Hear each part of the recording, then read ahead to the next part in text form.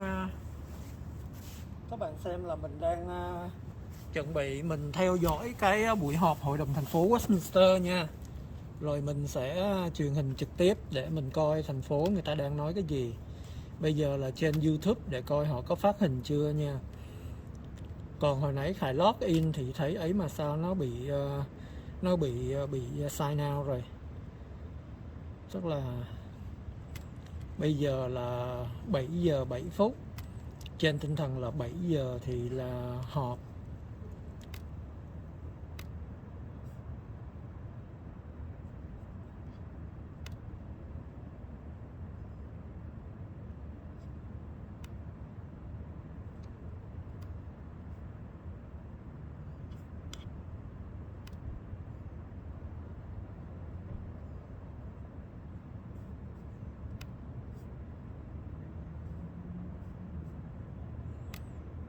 Hồi nãy Khải log in cái Zoom thì có vô được rồi mà sao tự nhiên nó... Rồi, ok.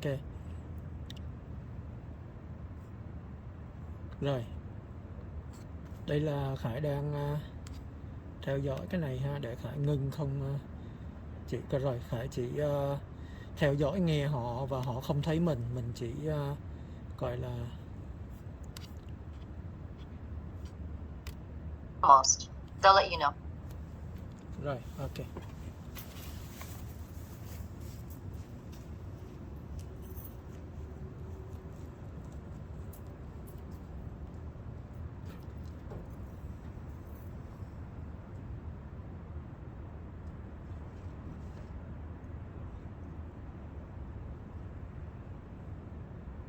Hi, this is Kate Wynn. I'm logging into the interpreter. I'm using two devices just in case one of them or somehow got disconnected. Can you hear me? Yeah, sounds good. I hear you. Thank you.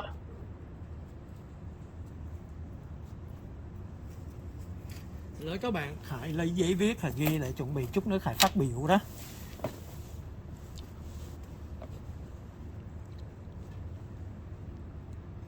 Tức là đây là Christine Gordon, là quyền tổng quản trị, mà có lẽ sẽ là tổng quản trị của thành phố Westminster, đang gần như là điều hành cái buổi họp qua Zoom. Bữa này là thứ Tư, ngày 9 tháng 2 năm 2022, là thành phố Westminster là sẽ có cái buổi họp mỗi 2 tuần. Tức là mỗi 2 tuần thành phố sẽ họp một lần, và họ tiếp tục họp qua Zoom chứ không có họp nó gọi là in person, tức là không có tụ tập vào cái phòng họp, mà là chỉ có qua mạng xã hội, qua hệ thống Zoom thôi. Dạ vâng. Cho phép phải mặc cái áo lạnh vô nha. Mình hồi nãy trưa nó nóng, mình đi không có chuẩn bị áo quần gì hết. Tức là may mắn ở trong xe nó còn sót lại một cái áo sweater này, chứ còn không là tiêu rồi.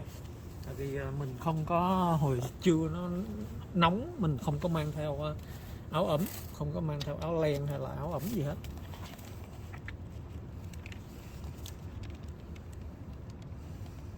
Rồi, bây giờ mình sẽ chuẩn bị mình viết một số comment để mình có thể là mình phát biểu nha.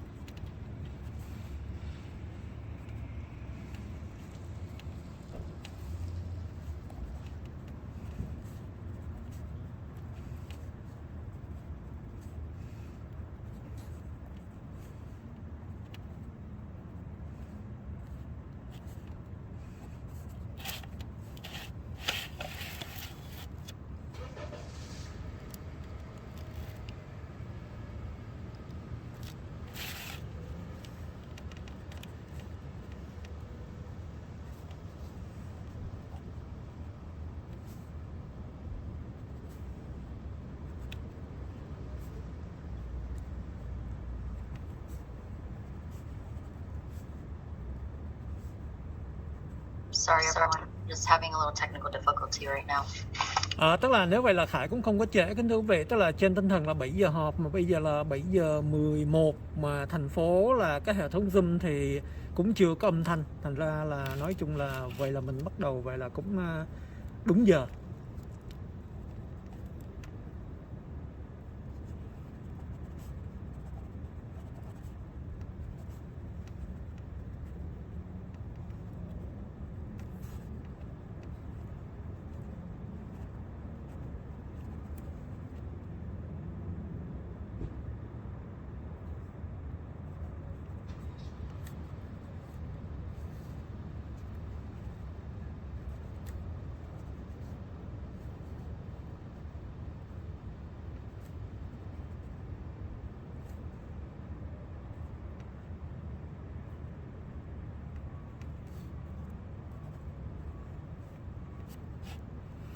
Rồi bây giờ là họ kêu là vì có trở ngại kỹ thuật thành ra họ kêu mình đợi. Thì trong lúc đó Khải cập nhật một số thông tin để chút nữa Khải phát biểu nha.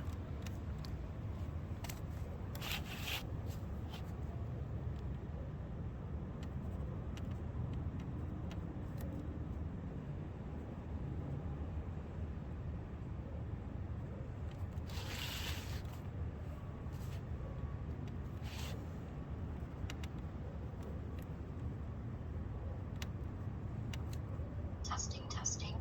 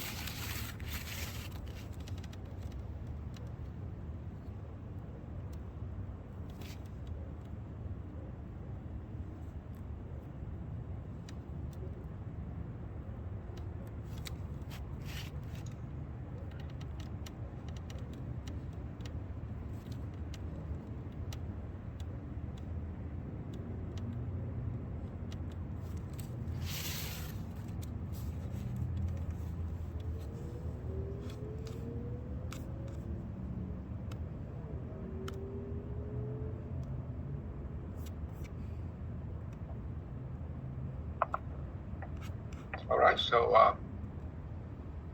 it's ready, right?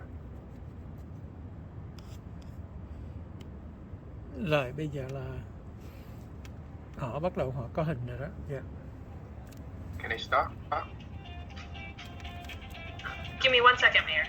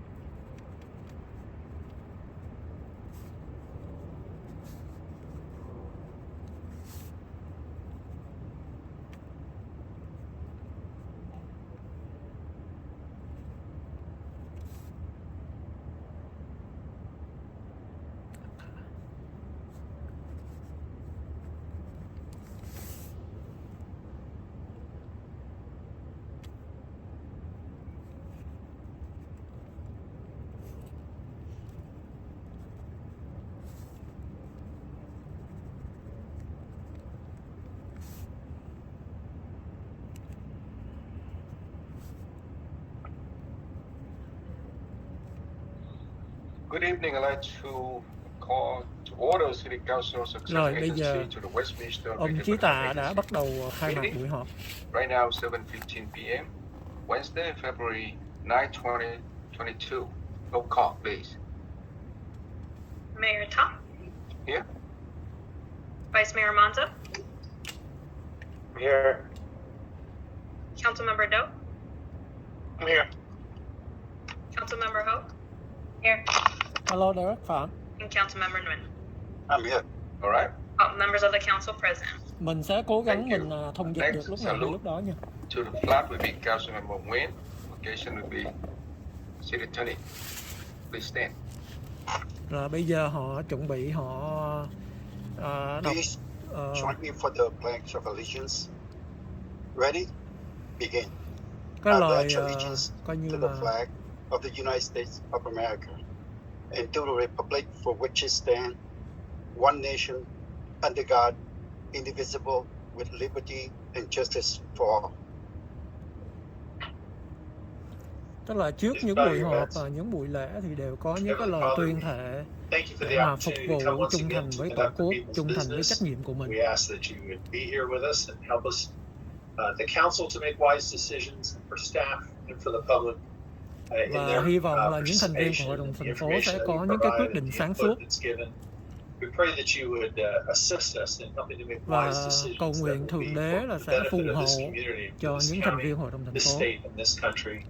We phù commit hộ the meeting to you cho in tiểu Jesus' bang, name. cho Amen. Hoa Kỳ. Thank you, Councilmember Nguyen and City Attorney.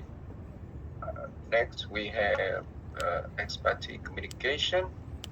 None. City Clerk report. Bây giờ là cái người gọi là trưởng lý, không phải là dịch ra là thư ký Yes, mà là so trưởng I'd lý like của to thành announce phố that sẽ there were late tường trình. communication e-comments received for public hearing items 4.1 and 4.2, This meeting is being recorded. as well as late communication updating item number 3.1, reflecting the appropriate votes, which are posted and available on our city website. And lastly, I'd like to introduce Emergency Services Coordinator Robert Acosta to give us a COVID update. Tức là cô ta giới thiệu anh Good evening. Robert Can you hear me Acosta Emergency Service Okay, là good những evening, cái Mayor dịch Tom, vụ council, and the rest of the emergency city staff, là the citizens that are watching. cấp bách So COVID update and some other news for you tonight. cứu hộ. So there, COVID update is going to be relatively brief. There are positive signs of COVID-19 has peaked and is declining. Ông ta nói là cái dịch là bắt đầu có chiều hướng giảm. To that point, it's been well reported in many media outlets that the mask mandate will be removed. Và truyền thông đại chúng đã hầu hết đã quảng bá, đã loan tin là gần như là những cái luật mà yêu cầu bắt phải đeo khẩu trang thì không có còn hiệu lực nữa. Và có thể áp dụng trong những học khu, cho những trường học.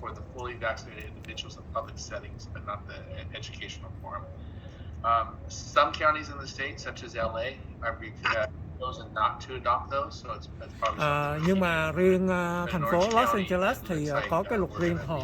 Có lẽ là ở đó thì bệnh dịch vẫn còn nghiêm trọng, thành ra họ chưa có nới lỏng. However, it's a trickle compared to what we saw back in December. Tức là ông ta nói là mặc dù bây giờ cũng là có những cái ca lây nhiễm nhưng mà so với hồi xưa thì là cái nó giảm rất là nhiều rồi.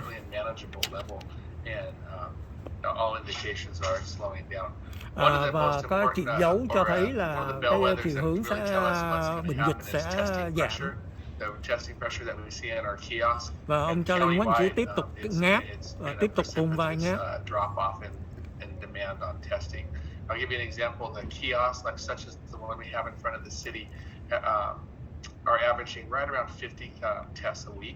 Ông ta nói là ở trước tòa thị chính có một cái kiosk, có một cái lều để mà thử nghiệm, thì hình như là nói là có thử 50 người một ngày hay là 50 người một tuần gì đó, phải nghe nhanh có phải quên mất.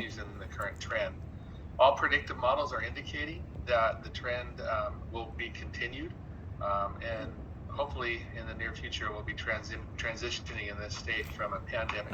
Và ông ta nói là theo cái chiều hướng như vậy nó sẽ tiếp tục theo cái đi xu hướng đó, có nghĩa là nó có lẽ là đại dịch nó sẽ qua đi trong một thời gian sắp tới, thời gian ngắn. I want to let you all know that this is my last meeting with the city. Ông ta nói là đây có lẽ là cái lần họp cuối cùng của ông ta với thành phố để mà báo cáo về cái tình trạng đại dịch. Served in various roles in the fire service and then through all ranks in the fire service and as your emergency services coordinator. I can go way back to when the water tank broke at the city of Westminster at Station 65. Ông ta nói là ông ta đã từng tham gia vào những cái sự kiện mà gọi là cứu hộ mà nguy kịch, emergency response đó. Coordinator là cái người điều phối để mà đối phó với những cái tai ương đại dịch từ năm 1965 khi mà cái bồn chứa nước nó bị bể. A personal level. I have some multiple friendships that I hope continue well past my time here. Ông ta nói là ông ta hy vọng sẽ còn giữ được những cái quan hệ hữu nghị thân thiết, tình bạn bè với thành phố, với những nhân viên của thành phố. Thời gian vừa qua, ý ông ta nói là có trải nghiệm vừa qua, những cái là mối quan hệ thì rất là có những cái kinh nghiệm rất là đáng nhớ, tốt đẹp.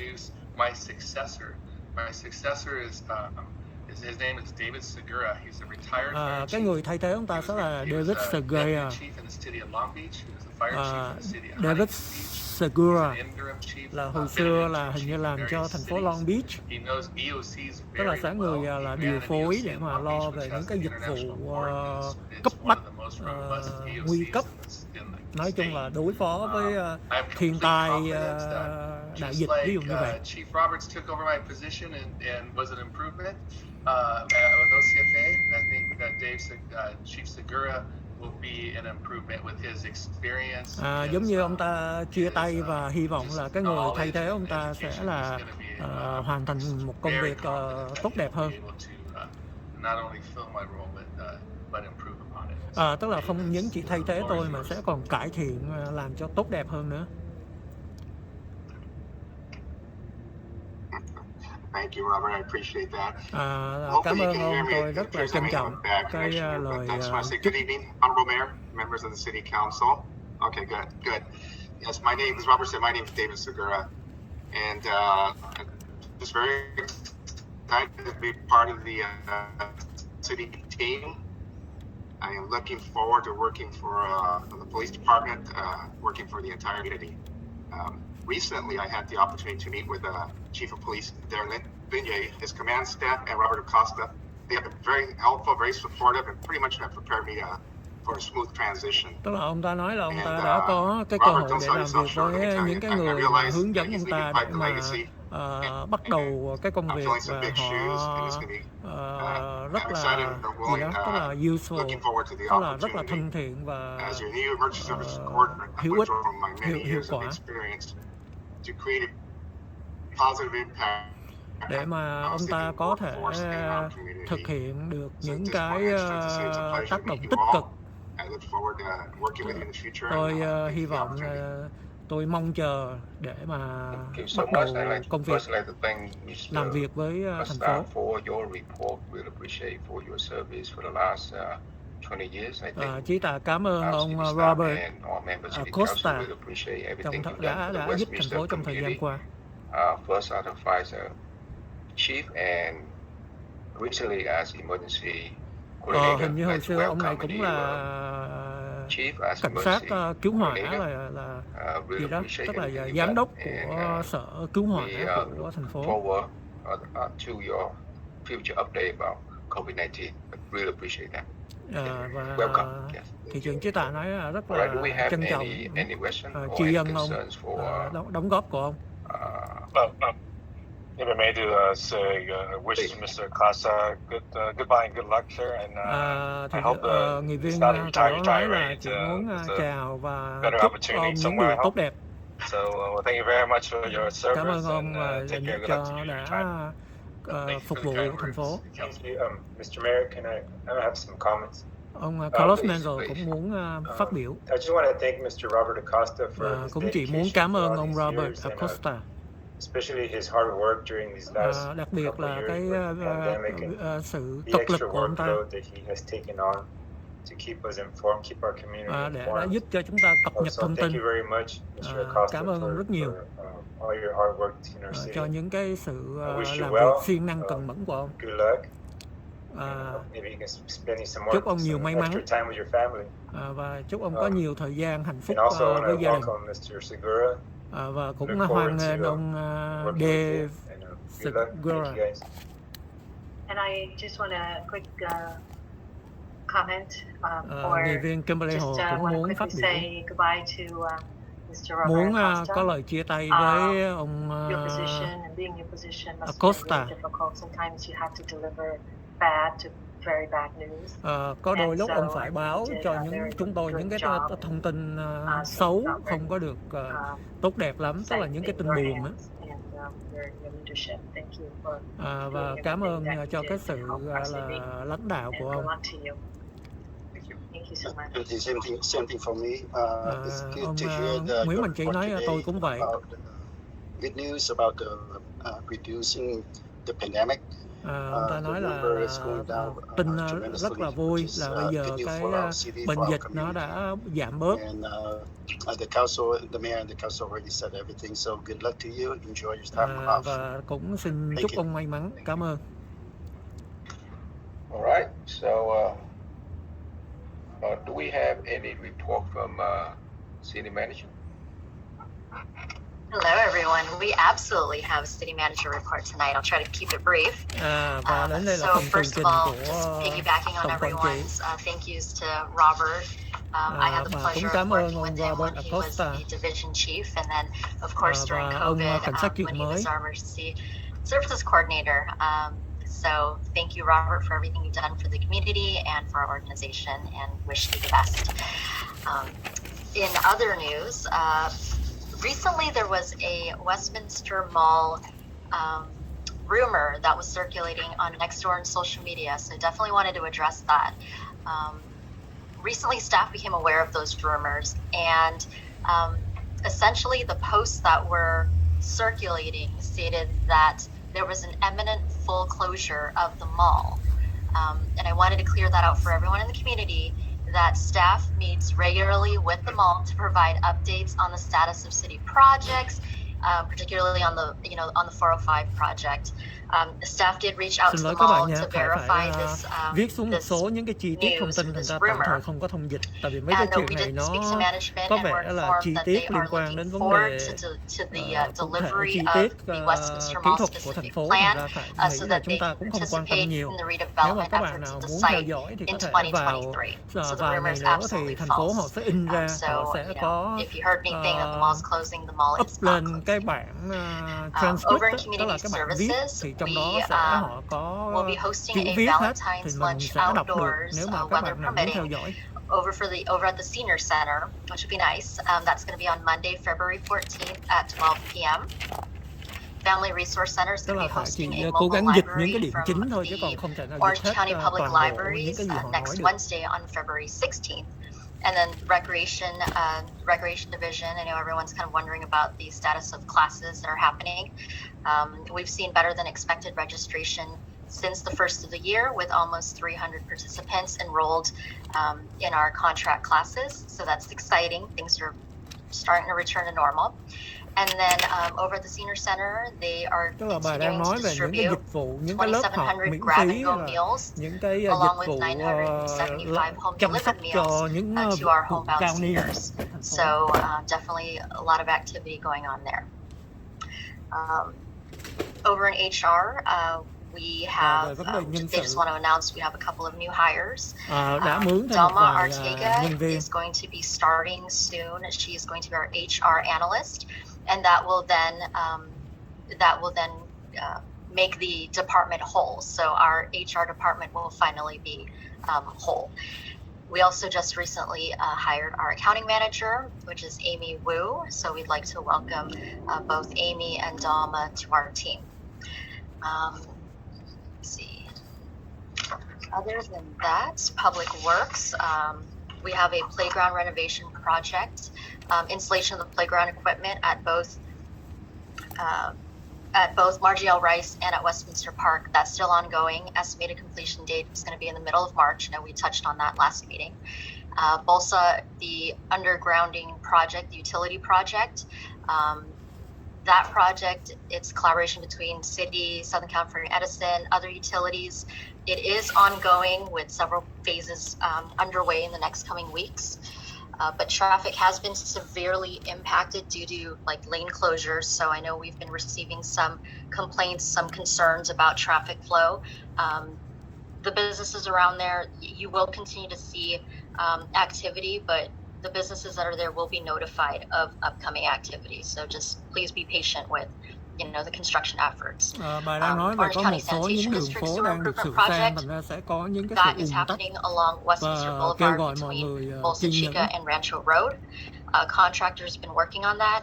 Obviously, it's going to be impacting traffic as well, but the majority of that work is not going to be taking place until dry season, which begins on April 15th. Strange because we're in like summer season right now, but we'll be, so we'll be having some construction work on that side as well. So there is a lot of activity going on right now, so please just everyone bear with us. This last Saturday, the city assisted with the TP parade that was held on our city streets. That was a private event that was permitted by the city for that. And I just wanted to take note that our city staff worked very hard to move the parade forward in as safe as a manner as we possibly could. So I wanted to take this opportunity to just thank our staff that worked really hard on that. Cảm ơn nhân viên, những người đã bỏ tâm huyết, công sức ra để planning phases to the actual day of the parade. cái viếng hành Tết. It's just great to see everybody out there and enjoying and having a good time, but also having a good time safely. So thank you to our staff for that, and then of course our counterparts over in Garden Grove, Fountain Valley. I feel like I'm missing someone there, but but some of our other cities that helped out with the event. So thank you very much. Cảm ơn những cái thành phố láng giềng cũng đã tham gia hỗ trợ viếng hành Tết. Just kidding, I do have one more thing. Còn một chuyện khác. We have a couple of vacancies on. Just kidding. We have a couple of vacancies on bây giờ thành phố đang đăng so I wanted to note that we are quảng cáo mướn người. Có một số there's a vacancy on Planning Commission. There's a vacancy on the Community Services Recreation Commission. Đang trống. Nếu mà ai muốn Citizens Oversight Committee. Ghi danh There's a vacancy on mà that as well. And then of course xin we've việc had thì có thể liên ongoing lạc. vacancies on personnel and the Commission on Aging. So we're expected to go to council on February 23rd meeting. So if any applicant wants to be considered for that meeting, applications are due February 15th. Instructions are online. You can look that up online. Basically, just email. You can email your document, mail it in, bring it in. But they are due by 5:30 p.m. on February 15th. And then anyone who's submitted an application within the past year who was not appointed, your application is automatically being considered. So that's really all I have for tonight. So thank you.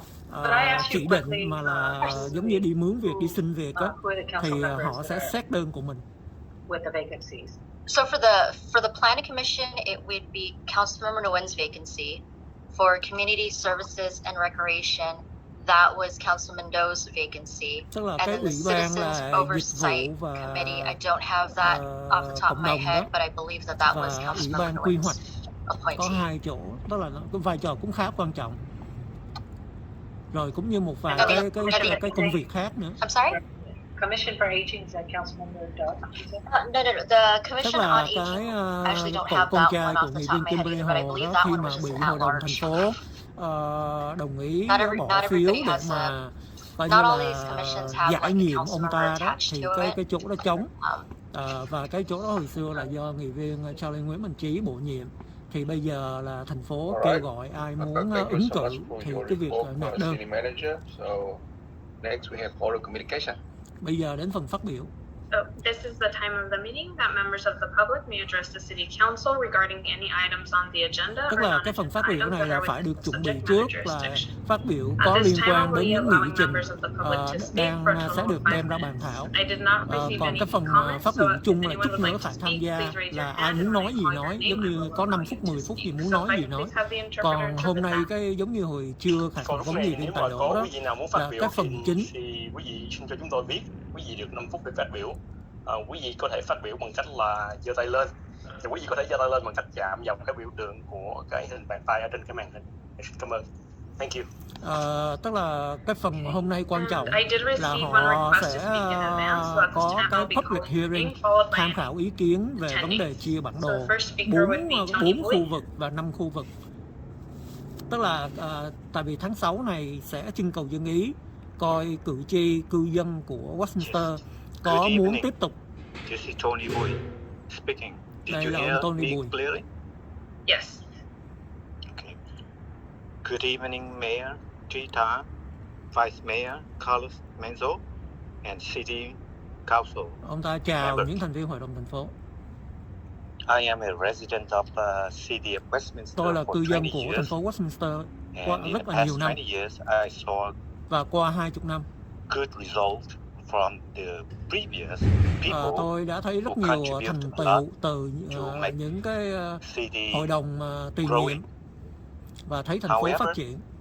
Tuy In nhiên, the past 4 years, 4 năm vừa qua, I saw many elected officials tôi City thấy Council những cái người dân did cử not fulfill không có hoàn their thành obligation cái to vai trò serve for the residents of City of Westminster. trách nhiệm của họ đối với However, cư dân của thành phố. They kept concentrate on Họ không thể tập trung fake news, spreading fake news, mà chỉ spreading loan truyền những cái tin đồn defamation nhảm nhí thất within thiệt the city members. để mà đấu tố nhau. That is not good for our City of Westminster. Cái điều đó không có I sẽ think đem that lại những cái gì tốt đẹp all cho of thành phố. you have to concentrate Quý to vị make phải our tập trung, city better. phải lo cho now, công việc của thành phố. Và bây giờ I know that in our city they have the good, the bad, and the ugly. tôi biết trong thành phố mình có người xấu, người tốt và người tốt, người xấu và người gọi là ugly, xấu xí, người đẹp trai, một người thiện, một người ác và một người xấu xí. For ethical code, however, Nói về cái quy tắc he ứng is xử, bad because he is the most unethical councilman. tức là ông Tony He Bui has đang been lên án caught ông Tài that Đỗ, killed innocent people in City of Long Beach. nói là nhắc lại cái chuyện ông hồi xưa cảnh sát viên Tài Đỗ đã trong lúc thi hành công vụ đã gây ra một cái tai nạn chết người. The ugly things. I'd like to member of Và cái này đã là coi như là đi về vấn đề tấn công cá nhân, không có liên quan gì đến cái chuyện của thành phố rồi. Tức là đấu tố rồi. targeting council member by name or by something. Tức là mình có quyền chỉ trích những cái quyết định, những cái phiếu bầu của họ. Mình không có quyền lôi đời tư họ ra để mình đấu tố, mình bôi nhọ.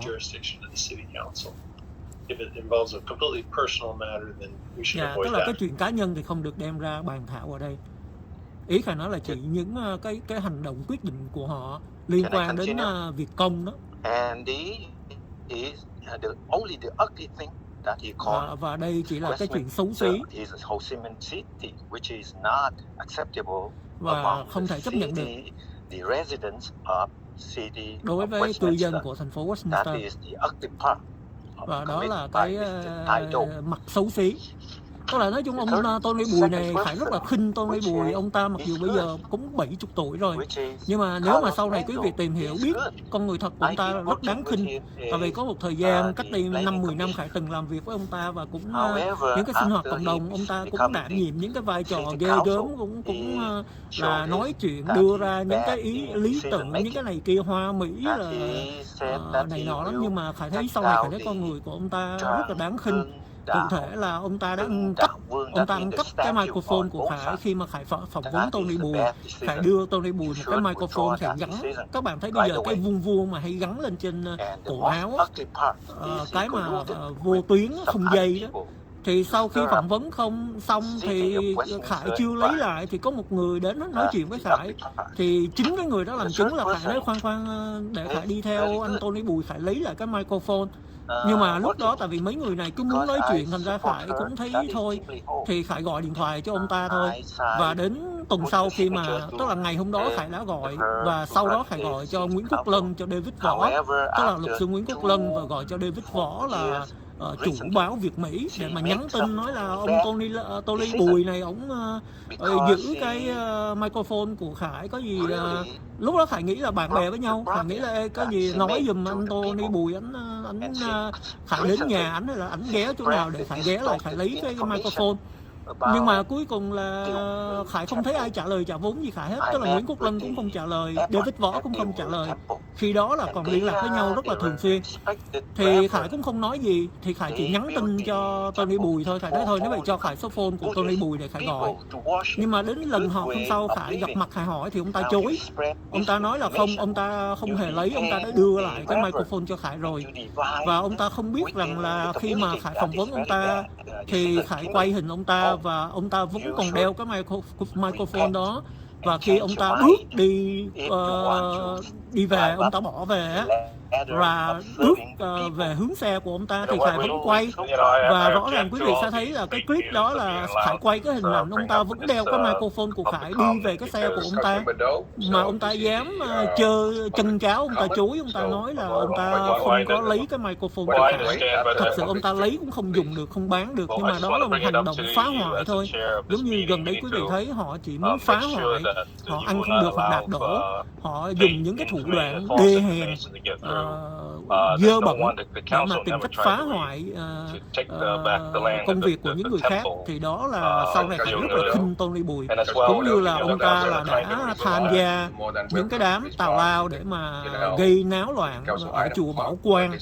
Nếu mà quý vị nào theo dõi cái sự kiện xảy ra chùa Bảo Quang sẽ thấy Tony Bùi là con người rất đáng khinh, tức là con người chẳng ra gì mà cứ giả vờ ra vẻ là một người tu hành đức cao trọng vọng vô trong chùa đứng nói chuyện. Nhưng mà Khải sau này Khải thấy ông ta chỉ là con người rất là giả dối, chân cháo, trơ trẽn, vô liêm sỉ.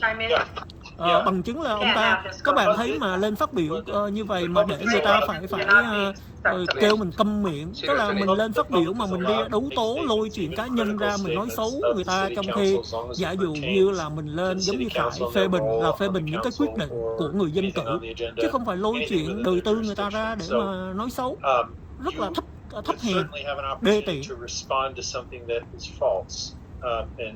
Chính ông cảnh sát, ông luật sư thành phố ông cũng nói là nói những cái chuyện mà láo xạo.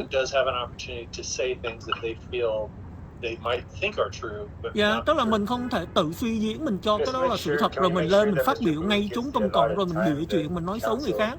Đó là những cái hành động của những kẻ mông muội mọi rợ, đáng khinh, những kẻ tồi bại, hạ đẳng, xúc vật. Không biết Derek Phạm nãy giờ nghe xong có dám quote lại trên nửa vòng trái đất hay không? That all of the three people that I just mentioned, they have the mind to be a good person, but they distorted the mind. Tức là Tony Bùi là con người rất đáng khinh, là cái chuyện bây giờ rõ ràng ai nói thật ai nói giả là báo Register họ đã đăng tải rồi và cộng đồng Thầy nghĩ cũng biết rồi. Cụ thể là bây giờ chính cái họp mới đây người ta nói là cái vấn đề đại dịch nó đã coi như sụt giảm và gần như nó sẽ qua đi, mà trong khi có một số thành phần phá hoại vẫn tung tin vịt nói là vì chết người tràn lan, có 500.000 người lây bệnh, chết mấy ngàn người, thành ra bây giờ phải bãi bỏ diễn hành. Vậy mà cũng có người mà mặt dày chân cháo trơ trẽn tin và đi loan truyền những cái tin vịt láo xạo vô lối như vậy. Mà Tony Bùi bây giờ lên ra vẻ đạo đức, lên phát biểu mà thấy vô liêm sỉ. Tức là ai nói xạo ai nói thật thì rõ ràng như vậy rồi mà còn lên mà chân cháo mà nói những cái chuyện tào lao. Public statement about the factual truth about the general statue. Yeah, can I just clarify something here? The city council, for items that are not on the agenda, you can, under the law, what we call briefly respond to something that's said. So what that tức là ông luật sư thành phố ông nói là thật sự thành viên hội đồng phụ nữ có quyền coi như là cãi lại chút định ngắn gọn, tức là đính chính hay là chặn ngang, chứ không phải nói là mình phải ngồi yên để cho người ta đấu tố, người ta bịa chuyện, người ta bôi nhọ mình. That would be appropriate. What we can't do would be to have three of us get into a discussion about it. Okay, so I just want to make clear to the council, if something's said, you can briefly Tức là ông luật respond sư to ông nói it. không, nếu mà có người nào nói cái gì bậy bạ thì quý vị có quyền lên tiếng chứ không phải là, nhưng mà tức là quý vị đừng có bắt người ta im rồi để mà quý vị ba người cùng nhào lên nói thì không được. Can and cannot do on private property. And this statute is on private property. The city has no authority, or any council member has any authority to remove something that's on private property. Is that correct, city manager? That is correct. There are no plans to remove. Tức là ông Carlos ông đang nói về cái chuyện mà có lời đồn nói là ông đòi dẹp tượng Đức Thánh Trần á, thì ông Carlos Mezzo ông hỏi luật sư là bây giờ thành viên hội đồng thành phố, đa số thành viên hội đồng thành phố, kể cả đa số quyết định thì có quyền dẹp bỏ những cái tượng ở trên cái đất tư nhân hay không, trên những cái bất động sản, những cái phần đất của tư nhân hay không, thì họ nói là không. Tức là private property là đất tư nhân, không phải đất của thành phố. Thì họ có xây tượng thì thành phố không có quyền quyết định đòi dẹp hay là bỏ gì hết, trừ trường hợp nó gây ra gọi là tai nạn, nó có thể là ảnh hưởng đến an ninh trật tự của thành phố, thì đó là liên quan, nó gọi là đến cái coding, tức là đến về vấn đề quy hoạch, về luật lệ, chứ không phải nói là quyết định là tôi thích dẹp là tôi dẹp, cái hai cái nó khác nhau. Tức là coding thì bây giờ không cần đại đa số, miễn sao mà chứng minh ra được cái đó vi phạm luật thì có quyền yêu cầu cái cơ quan nào đó gọi là hữu trách họ đến, họ xử phạt, họ xử lý. Nếu mà cái đó nó gây ra nguy hiểm, nó trái, nó vi phạm pháp luật, vi phạm quy định. Còn cái mà nói đây là quyết định thích hay không thích, nói là tôi có 3 người tôi không thích cái tượng đó, bây giờ tôi yêu cầu phải dẹp, thì rõ ràng là hội đồng thành phố không có cái quyền đó. Take back the land that the Gyeonggu temple is being built and bây giờ người bên tài đó nói là cũng có cái tin đồn nói là thành phố đang muốn đòi lại cái đất mà hồi xưa đã bán cho chùa Điều Ngự, và tính đòi truy tố Hòa thượng Thích Viên Lý và Hòa thượng Thích Viên Huy. Và người bên tài đó hỏi là bây giờ là quý vị đã có nghe qua hội đồng thành phố chúng tôi đã có cái bàn bạc, đã có những cái quyết định liên quan đến những cái chuyện như vậy chưa? Sorry, let me unmute myself there. So I know we could actually go on for an entire evening full of fake news, but cái cô Kristen có lẽ là chúng ta có thể bỏ nguyên một buổi tối để nói về cái đề tài này. To do any of what you've just said. Và nhưng mà không, chúng ta không hề có đưa ra những cái quyết định, cái hành động gì để mà làm những cái chuyện như ông vừa nêu ra. Có nghĩa là thành phố chưa hề bàn bạc để mà có những cái quyết định hay là muốn thực hiện cái chuyện truy tố hoặc là lấy lại miếng đất của chùa đã bán cho chùa Điều Ngự, hoặc là truy tố, điều tra truy tố Hòa thượng Thích Viên Lý hoặc là Thích Viên Huy.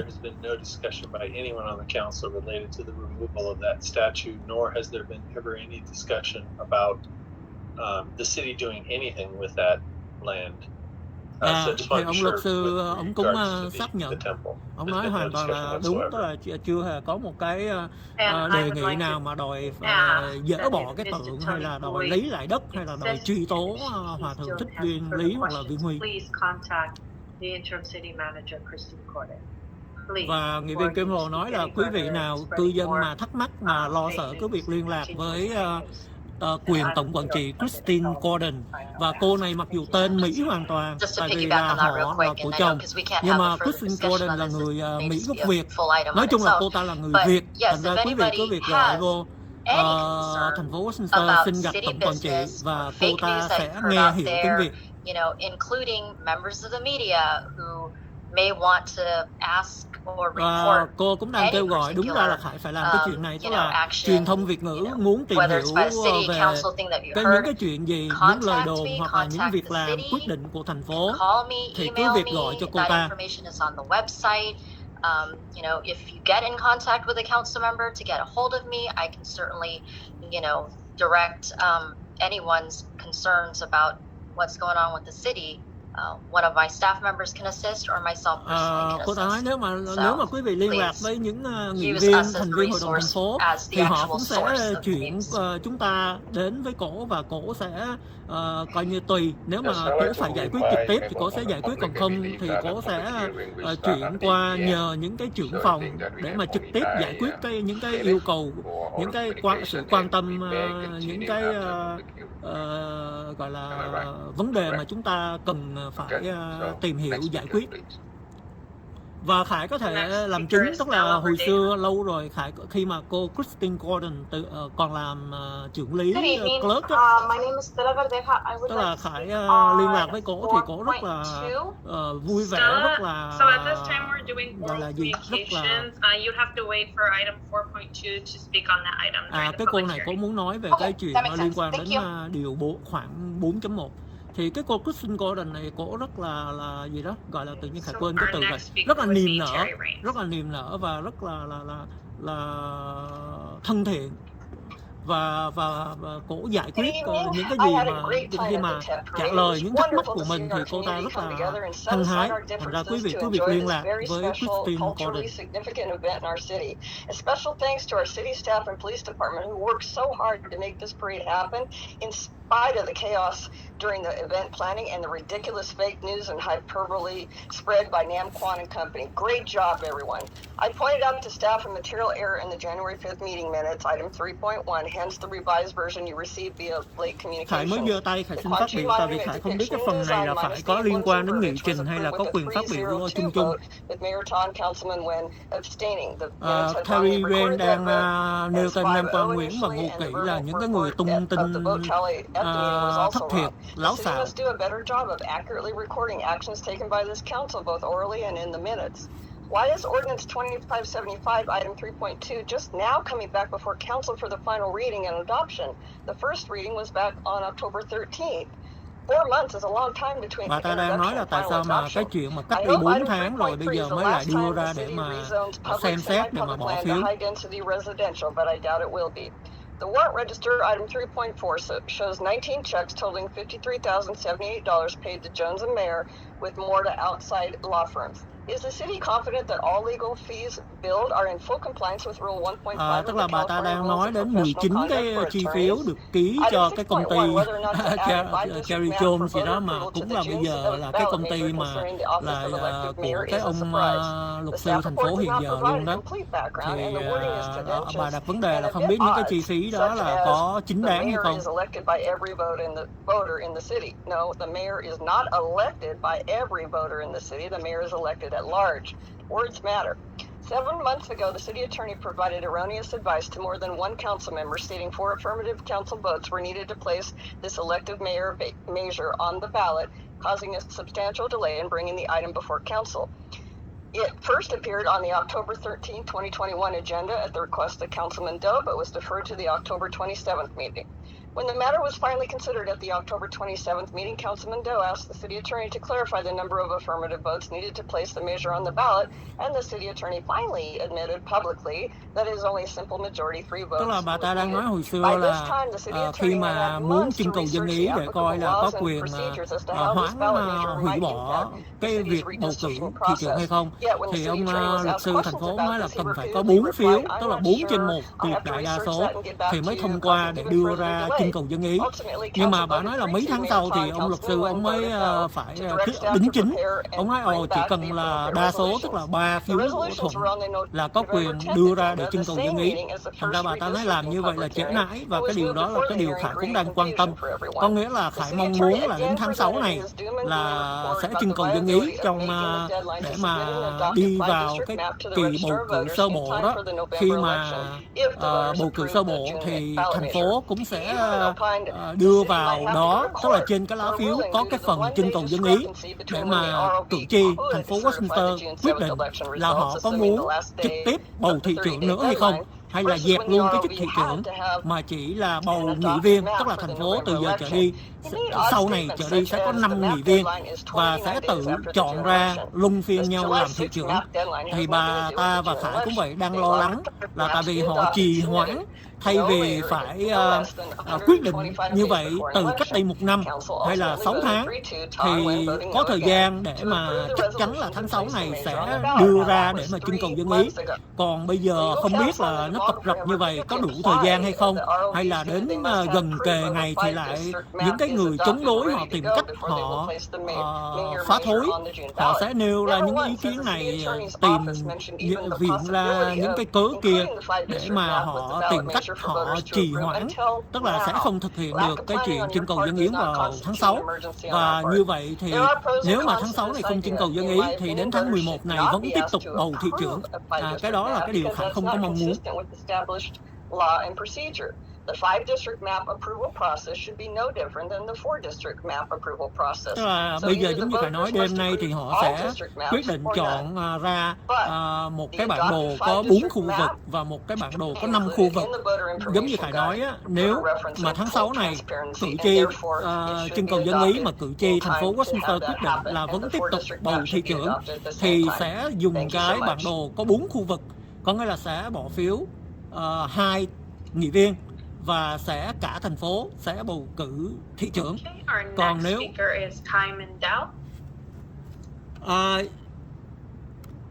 yes, I'm sorry, is this like open topic or do I have to speak to a specific article? This is regular oral communications. Oh, so all right, so greeting everyone. As long as it's not items 4.1 or 4.2 in the public hearing. Okay. So, greeting everyone. First of all, I'd like to extend my most sincere welcome and congratulations to the new members of the city staff and management. I'm sorry, I know that you, the city managers told us that we just have some new members, so I'm sure I'll be missing some. So, my apology if you know, I don't know you all. I couldn't get you all. So, first of all, I'd like to extend my congratulations to the Vice Mayor, Carlos Menzo, Chief of Police, Darren Lanyee, Interim City Manager, Christine Gordon, and Interim Assistant City Manager, Adolfo Azeta. I'm sorry if I mispronounced your names. And also farewell to Community Service Director, Diana Delbert, Interim City Clerk Lucy Colombo, Assistant City Clerk Abigail Alcala, Administrative Assistant Tanya Ramirez, Emergency Service Coordinator Dave Segura, and I also thank you the former Emergency Service Coordinator Acosta. I'm sorry, I forgot his name, Robert. And also, I guess, HR Analyst, Dharma, and Accounting Chief, Amy Wu. And if I miss anyone, I also like to thank every one of you for your participation in helping to make the Take Parade a success. And like I was interviewing Council Member Taido this afternoon, and I'm hoping that the city will adopt a measure to recognize the Take Parade is a community event. It would help the city. It's an event that would bring tourism to the city. It's an event that the city would endorse, would embrace. And I'm not saying that you guys have to provide free police service, but I guess in the future, if you guys can find anything, any way to coordinate and to help make it an event, you know, like a joint venture with the coordinators, that'd be great. And also, I'd like to congratulate to all the residents of our city to hopefully we will adopt the map with the 5 districts, and in June we would vote to change the voting system to get rid of the election of the mayor directly and switching to the rotating mayor system. Thank you. All right, so thank you. So right now it's 8 p.m. So we have public hearing. Bây giờ họ bắt đầu là vậy là Khải là người We don't have any phát biểu other cuối speaker cùng in và order coi như là communication. bây giờ họ sẽ Am I là correct? đến Correct. Thank you. So close order communication, and next we have public hearing. Yes. bây giờ họ mới bắt đầu là có là cái trưng cầu dân ý, cái thảo luận về cái vấn đề cái bản đồ đó, 4 địa hạt và 5 địa hạt đó. Members of the public who wish to address the City Council were able to in writing up to 24 hours prior to the meeting. Tức là nếu mà quý vị nào muốn mà họ đọc, tức là nhiều khi mình đọc không có rõ đó, mình muốn họ đọc thì mình viết, mình gửi vào trước 24 tiếng, mình gửi email, gửi văn bản vào tòa thị chính trước 24 tiếng thì họ sẽ đọc cái lời phát biểu, cái thư phát biểu của mình. Bây giờ cái phần này là cái phần thảo luận. Everybody who's watching, so they're clear. We have a public hearing that's scheduled for 8 p.m. that has to start at 8 p.m. regarding redistricting. That's item number 4.1 on your agenda. We're bypassing the consent calendar right now, but we will come back to that consent calendar once this public hearing is completed. And thanks, our city manager. City attorney for reminding me that. So I'd like to open public hearing. The public hearing bắt đầu khai mạc cái buổi thảo luận. To receive input and testimony.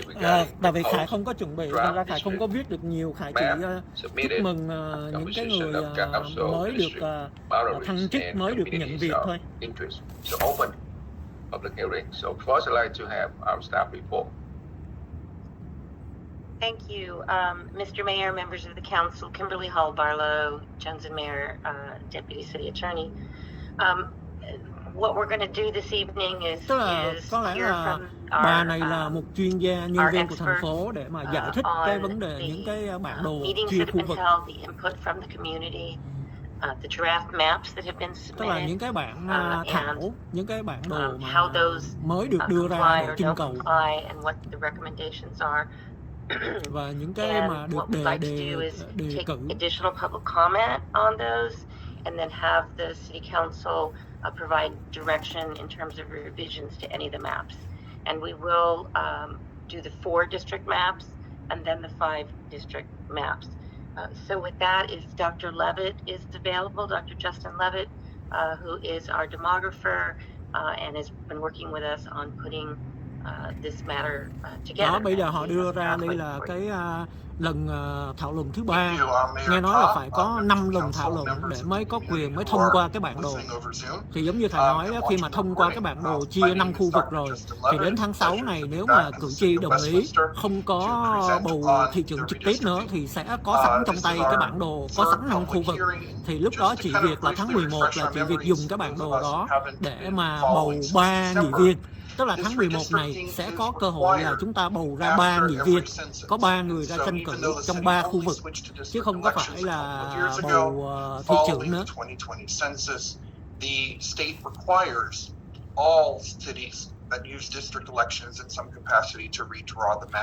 Tức là theo luật đó, thì sau khi mà điều tra dân số đó, thì mỗi 10 năm đó, tức là sau năm 2020, thì khi mà thống kê dân số xong đó, thì phải vẽ lại cái bản đồ khu vực. Mà lúc đó thì hình như cái năm trước đó là thành phố Westminster đã chuyển qua là bầu cử nghị viên theo khu vực. Thành ra đến năm 2021 này thì sau khi mà thống kê dân số rồi thì phải vẽ lại cái bản đồ khu vực. Mặc dù là mới vẽ cái bản đồ đó cũng mới được vẽ có 1 năm thôi, nhưng mà vẫn phải vẽ lại, tại vì theo luật là năm nay là phải vẽ lại bản đồ. Đó là lý do mà tại sao thầy nói sẵn bây giờ thì nghị viên tại đỗ đưa ra đề nghị là sẽ không bầu thị trưởng trực tiếp nữa.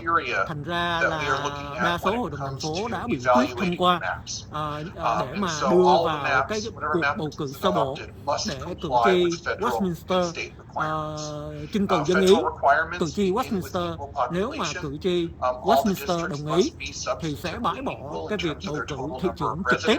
Và sau khi mà trưng cầu dân ý vào tháng 6, mà nếu đó là cái quyết định của cử tri thì thành phố Westminster sẽ bầu ra 3 nghị viên cho 3 khu vực vào tháng 11. Tức là trước đây đã có 4 khu vực thì mỗi năm sẽ bầu lại 2 nghị viên.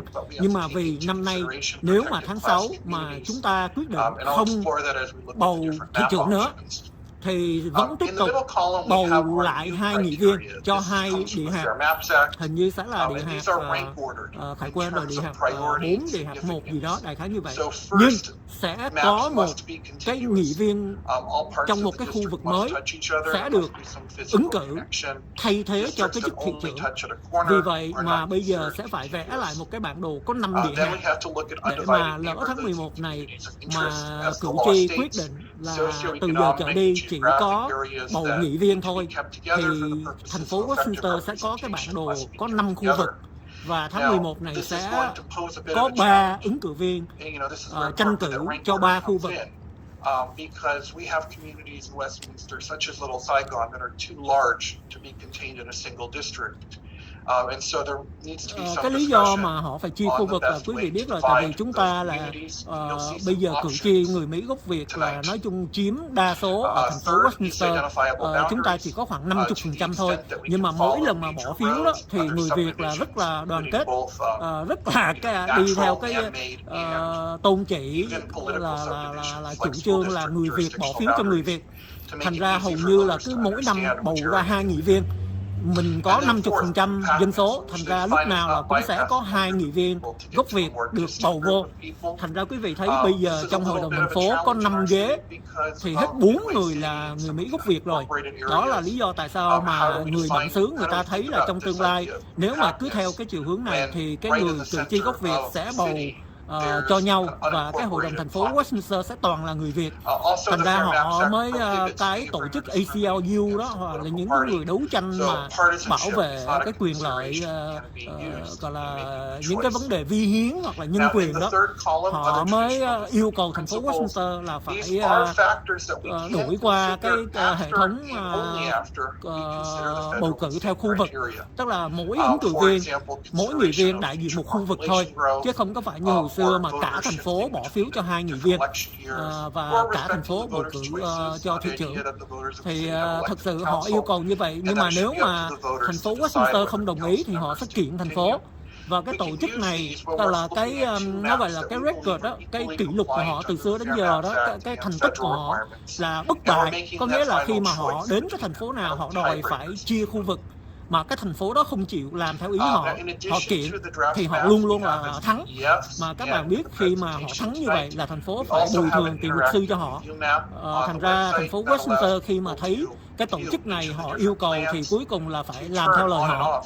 Thành ra phải nói là cái kỳ trước cách đây 1-2 năm là thành phố Westminster mới đổi qua cái cơ chế là bầu cử theo khu vực. Và bây giờ họ đang giải thích những cái vấn đề kỹ thuật.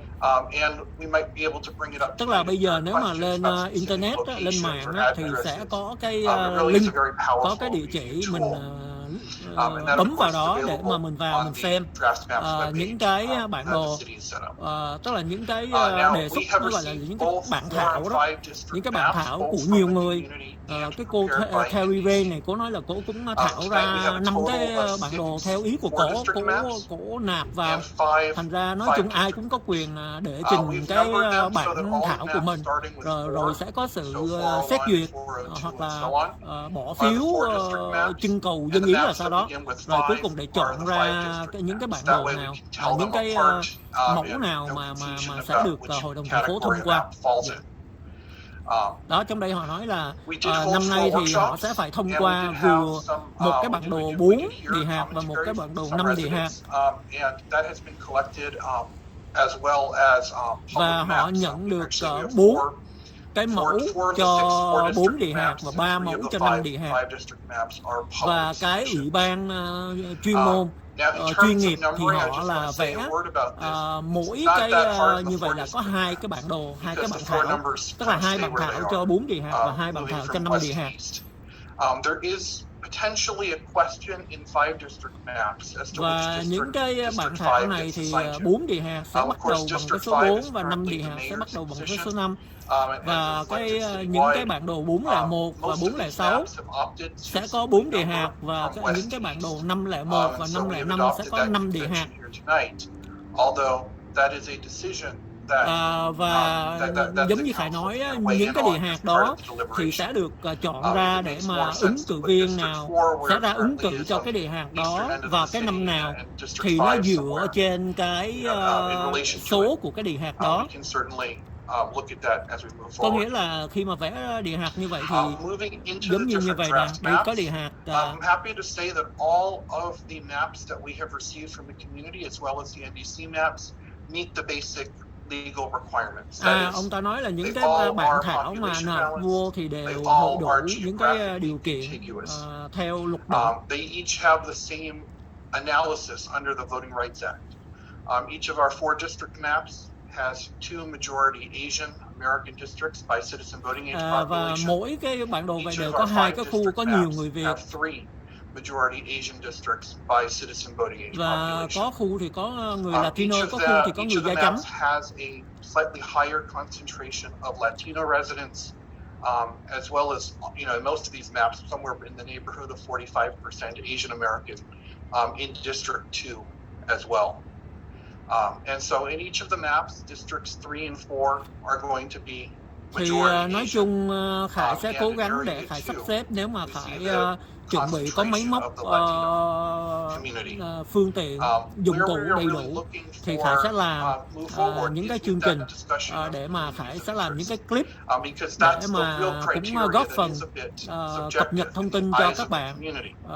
Không dám nói là hướng dẫn nhưng mà cung cấp thông tin để mà các bạn có thể chia sẻ với ông bà cha mẹ của mình, những cụ cao niên, những quý vị mà không có điều kiện để mà cập nhật thông tin, để mà truy cập những cái thông tin này trên mạng, thì Khải sẽ cố gắng Khải làm một vài cái clip để mà có thể các bạn trẻ hoặc là chúng ta có thể dùng những cái clip đó để mà giúp cho những cử tri lớn tuổi không có khả năng, không có điều kiện để tự truy cập thông tin, nắm rõ vấn đề hơn về cái vấn đề bản đồ 4 khu vực hoặc là 5 khu vực, và là sẽ được cái nào sẽ được chọn và chúng ta có thể làm gì để mà có được những cái bản đồ được chấp nhận, được thông qua và nó hợp lý nhất, nó công bằng nhất và nó đáp ứng được cái nguyện vọng, cũng như nó đáp ứng phục vụ được cái lợi ích của cộng đồng người Mỹ gốc Việt, cử tri gốc Việt.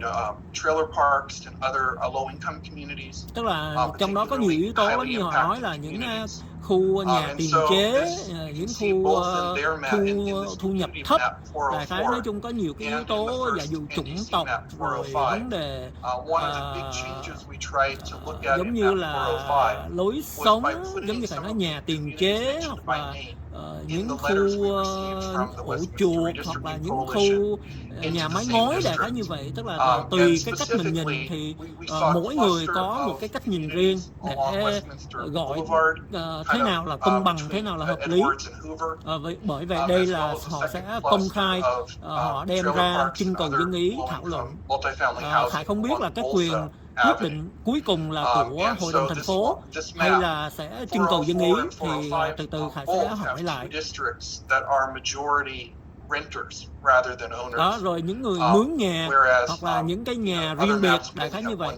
Thành ra nếu mà vẽ một cách công bằng thì tùy cái mỗi cái bản đồ, cái người thảo vẽ ra cái bản đồ này họ dựa vào những cái yếu tố nào để mà nó cuối cùng thì cái địa hạt đó nó sẽ có được một cái là cái kết quả, tức là cái số phiếu.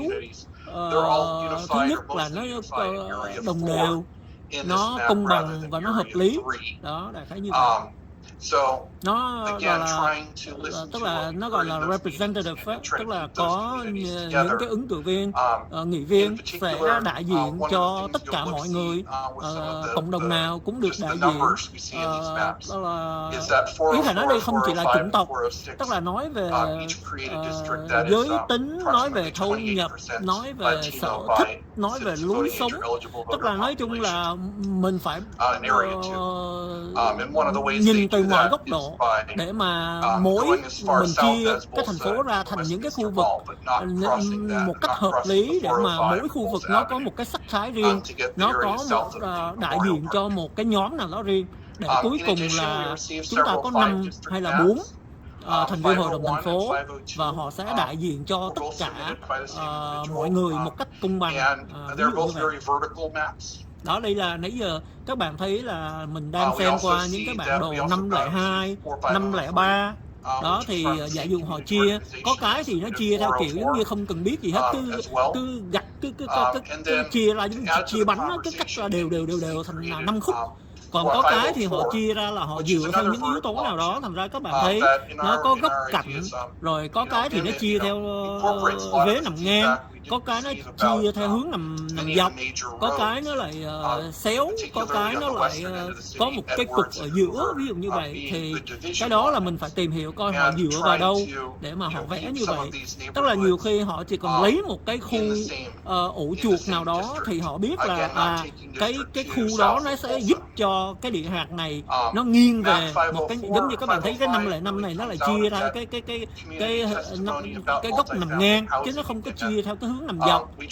Như các bạn thấy cái phần mà số 4 đó, rồi là tại sao cái phần số 2 nó là cái dư ra một khúc bên trên, tức là nó không có vuông vức, rồi nó không có tách bạch, nhưng mà có thể là họ sẽ có những cái lý do để họ giải thích. Mà giống như Khải nói đó, tức là khi mà họ có những cái phần lồi lõm dư thừa, họ gom chỗ này gọt qua chỗ kia, chia chỗ này xéo chỗ nọ, là để mà giúp cho cái khu đó nó chắc chắn nó sẽ là trở thành một cái gọi là khu mà sẽ bỏ phiếu cho một cái ứng cử viên nào đó, giả dụ gốc Latino, gốc người da trắng, gốc Việt, phụ nữ, người giàu, ví dụ như vậy, đại khái, hoặc là người nghèo, đại khái như vậy. Tức là nói chung là họ đều có cái ẩn ý, đều có những cái ý đồ của họ hết. Thì nói chung là mình không trách ai, nhưng mà nói chung cái bổn phận của chúng ta là phải chọn được một cái bản đồ nào nó hợp lý nhất, nó khoa học nhất và nó công bằng nhất.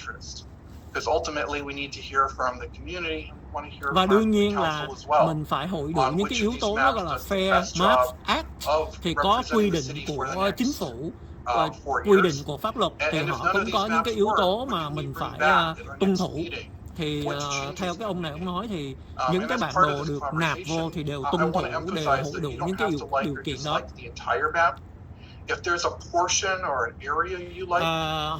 Ông này trong đây nói là hội đồng thành phố có quyền loại bỏ những cái bản thảo và yêu cầu phải có thêm bản thảo, hoặc là phải có những cái cuộc điều tra, tìm hiểu, nghiên cứu, hoặc là yêu cầu phải nghiên cứu về demographer, là về vấn đề mà tức là cái So, Mr. Mayor, this would be an appropriate time to take public comment unless any of the council members have questions for Dr. Levitt or for me. All right, so I think that I like to open public comment first, and then I ask member of City Council if they have any concerns or any comment. Okay, so and Mayor, if I may, please. There was a request that the different separate comments be made or allowed related to the 4 district maps versus the 5 district maps. So it would, in my opinion, it would be best if we could open this up for comment by anybody who wants to comment on the 4 district maps, and then treat it separately with the 5 districts. Ông luật sư ông nói là có lẽ nên chia ra, tức là phát biểu về cái bản thảo 4 khu vực trước, rồi sau đó mới phát biểu về cái bản thảo 5 khu vực. Thank you. Tức là chia ra làm 2 Thank you so much for that. So now I like to open public comment for 4 council district map. Okay. Rồi bây So giờ I mới did receive thảo luận về e-comments, so at cái this những time I'll cái be reading the bản e-comments đồ followed by chia ra 4 anyone khu vực. wishing to speak. So at this time, if anyone would like to speak, please raise your hand. I could have the interpreter translate that. Vào lúc này nếu có quý vị nào muốn phát biểu về những cái bản đồ mà được phân dạch cho cái khu dân cử đó hay là khu bầu cử đó, thì đây chỉ là đối với những cái bản đồ mà có 4 cái khu dân cử thôi. Thì quý vị muốn phát biểu xin quý vị cho chúng tôi biết. Xin cảm ơn. Thank you. Okay. So our first e-comment was from Min Pham. She states, Dear City Clerk, my name is Min Pham. I am writing as a resident of Westminster's 2nd District. I have lived at the corner of Golden West Street and Maple Street. I am currently a part of the Westminster Redistricting Committee with Viet Rise, where I worked over the past 6 months. We would like to ask the Westminster City Council to keep all of the 4 districts together for the following reasons. District A maintains the integrity of an affluent, long-time single-family homeowner community west of Golden West Street Tức together. là bây giờ họ đang phát biểu đó là họ ủng hộ cái bản đồ nào, lý do tại sao?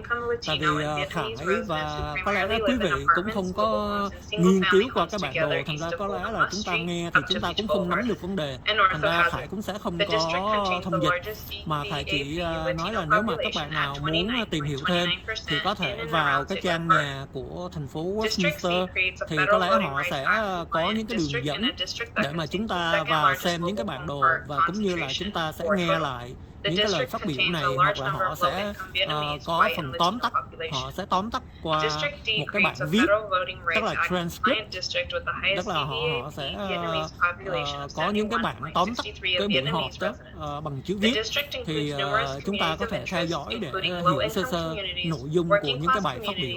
Chứ còn Khải thì Khải nghĩ là Khải cũng không có thể mà dịch hết tất cả những cái lời phát biểu này được. The district contains the largest concentration of mobile home parks, 8 total. The district keeps the core of Bolsa Avenue together. District E maintains the integrity of single-family homeowners, apartment, and mobile home residents together. The district contains the second largest CVAP Vietnamese population of 63.33%. The district also keeps together the third largest mobile home park concentration of 2 total. Additionally, we would also like to ask the City Council to keep all of the 5 districts together for the following reasons. District A maintains the integrity of a long-time single-family homeowner community west of Golden West Street and lives along the 405 freeway. District B creates a compact district that keeps low-income Latino Vietnamese residents who primarily live in apartments, mobile homes, and single-family homes together east of Golden West Street up to Beach Boulevard and north of Hazard. This district contains the largest CVAP Latino population of 27.60% in and around Sigler Park. This district also keeps together the second-tied largest mobile home park concentration of 3 total. District C creates a Federal Voting Rights Act compliant district with the highest CVAP Vietnamese population of 69.39% of Vietnamese residents. The district includes numerous communities of interest, including low-income communities, working-class communities, mixed immigration status families, monolingual communities, tenant communities, and housing cost-burden communities. The district contains the largest concentration of mobile home parks, of 9 total. The district keeps the core of Bolsa Avenue together. District D maintains the integrity of single-family homeowners, apartment, and mobile home residents together. The district contains the second largest CVAP Vietnamese population, 62.1%. This district also keeps together the second-tied largest mobile home park concentration of 3 total. These are important places for our community because it is where residents and community members from both Latinx and Vietnamese, both locally and nationally, gather together during special holidays and occasions. It will also keep our whole community together because we have the same demographics and history. Plus, there is a high population of Latinx communities living in the area. Moreover, there is a lot of low-income Latinx and Vietnamese residents living in the area as well. The map is the representation of our community. We are all together working as a community, regardless of everyone's background and their socioeconomic status. Therefore, everyone should have the contribution to make sure it is the right map. Plus, the community should deserve to know about the process as the citizens and the residents of this country. Therefore, I think this map is a representation of our community. Lastly, I think mobile home parks, new immigrants, younger and older generations of Vietnamese Americans along with our Latinx and Asian Pacific Islanders, should be kept with one another. Our country is built by immigrants, and it is a collective group of individuals who wants to pursue the American dream. Hence, I think it is important that we should include these communities in the redistricting process. Best regards, Min Pham. Our next e-comment is from Dan Ma. He states, Dear Westminster City Council, I support public maps number 503 and number 404 proposed by the Westminster Redistricting Committee. Many of my neighbors and classmates are mobile home residents. These maps are crucial to the fair representation of the city's mobile home park residents. As one of Westminster's few remaining affordable housing options, mobile home parks provide an indispensable service to the city's low-income families. Moreover, mobile home parks house many of Westminster's elderly Vietnamese population, given the historical context of Little Saigon and the city's Vietnamese diaspora. Protecting the seniors who founded these communities is instrumental to the preservation of the Vietnamese culture in Westminster. Sincerely, Dan Ma. And the last e-comment was from Tao Nguyen. She states, Dear Westminster City Council, I'm Tao Nguyen, and I am advocating for public maps 503 and 404, proposed by the Westminster Redistricting Committee. These maps are crucial to the fair representation of the city's mobile home park residents. As one of Westminster's few remaining affordable housing options, mobile home parks provide an indispensable service to the city's low-income families. Moreover, mobile home parks house many of the Westminster elderly Vietnamese population. Given the historical context of Little Saigon and the city's Vietnamese diaspora, protecting the seniors who founded these communities is instrumental to the preservation of Vietnamese culture in Westminster. Thank you. That concludes the e-comment portion. And I did have a few requests to speak in advance, so I'll be calling those. The first one was hồi nãy họ hỏi ai có phát biểu hay không, Khải không dám giơ tay. Tại vì Khải không có chuẩn bị, nhưng mà Khải nghĩ Khải sẽ giơ tay phát biểu. Tại vì Hello, dear Westminster City Council, my name is Lisa Nguyen, and I'm writing as a resident of Westminster's 1st District. The lived experiences and stories of community members are valuable and representative of the day-to-day life in Westminster. Today, I come to you as a long-time resident of the city and as a member of the Westminster Redistricting Committee. We have been meeting since June and have identified different communities of interest, especially in regard to the Vietnamese community here. Today, we propose map 404 for the 4-district map and map 503 for the 5-district map, as both of these maps give proper representation to valuable communities within our city. Some of these communities include mobile home park residents, the Latinx population, low-income Vietnamese population, and apartment residents. Through this current redistricting process, we want to guarantee that these maps can fully support and uplift our most valuable communities. We propose a 4-district map with these priorities in mind. We propose that District A maintains the integrity of a long-time single-family homeowner community west of the Golden West Street and lives along the 405 freeway together.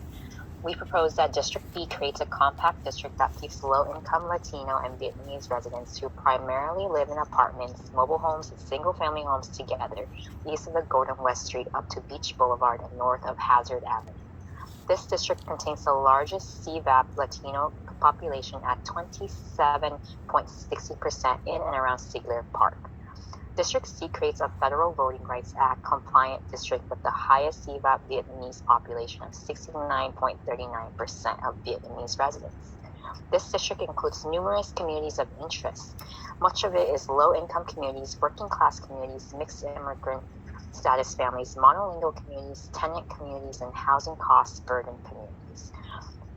For District D, maintains the integrity of single-family homeowners, apartment, and mobile home residents together. This district contains the second largest CVAP Vietnamese population at 62.1%.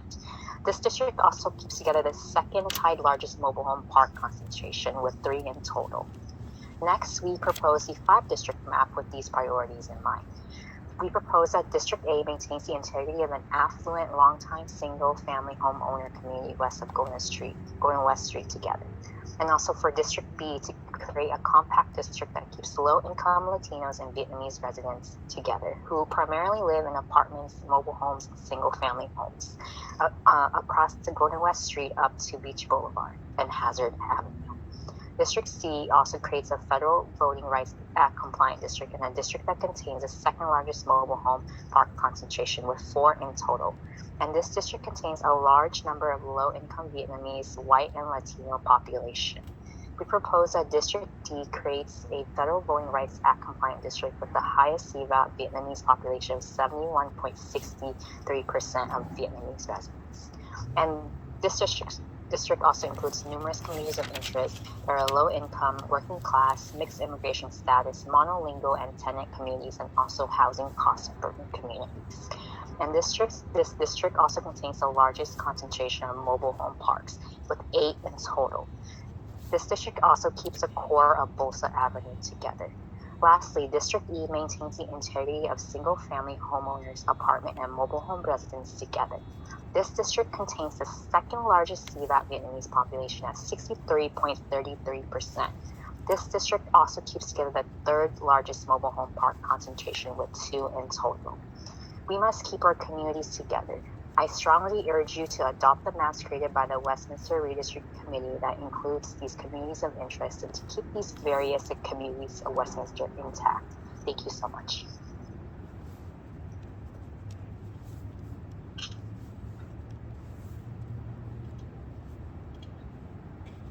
Okay, our next speaker is Nikki Nguyen.